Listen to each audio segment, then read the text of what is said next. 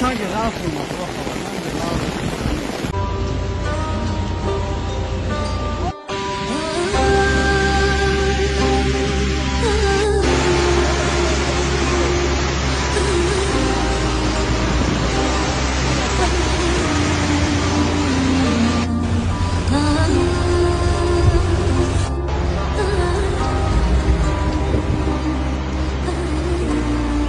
Oh, was für ein Schluck auf Becher.